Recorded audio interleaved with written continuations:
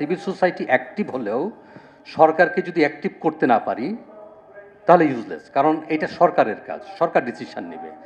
আমি গেলাম, আমি প্রচুর কথাবার্তা বললাম, সাইড ইভেন্ট গেল, বাংলাদেশ থেকে যদি 100 ইউতেও যায় এবং সেইখানে যদি পলিটিক্যাল প্রসেসে চেঞ্জ না আসে তাহলে কোনো লাভ তৈরি হবে না।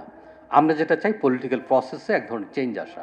তাহলে পলিটিক্যাল প্রসেস কীভাবে চেঞ্জ আসবে? একটা হচ্ছে যে হায়ারার্কি থাকবে, কিন্তু এক সেট নলেজ বেসড নেগোসিয়েটর তৈরি করা, যাদের কাজ হবে নেগোসিয়েট করা, যাদের কাজ হবে সকালে যাওয়া রাতে আসা, যতক্ষণ নেগোসিয়েশন চলবে সেটা। আমি এবার দেখেছি যে অনেকেই নেগোসিয়েশনটাকে নিয়ে গিয়েছেন ফেসবুক অথবা লিঙ্কডইন পোস্টিংয়ের মাধ্যমে। নেগোসিয়েশন কিন্তু আসলে সেইটা না। অনেকে দেখেছি প্লেনারিতে বক্তৃতা দিয়েছেন, আমাদের যে হেড অফ দ্য ডেলিগেশন, বক্তৃতা উনি লাইভ করেছেন এবং বলেছেন যে আমি অনেক কিছু করেছি। প্লিনারি স্টেটমেন্ট শুধু একটা পলিটিক্যাল মেসেজ ক্যারি করে, প্লিনারি স্টেটমেন্ট কোনো নেগোসিয়েশন না।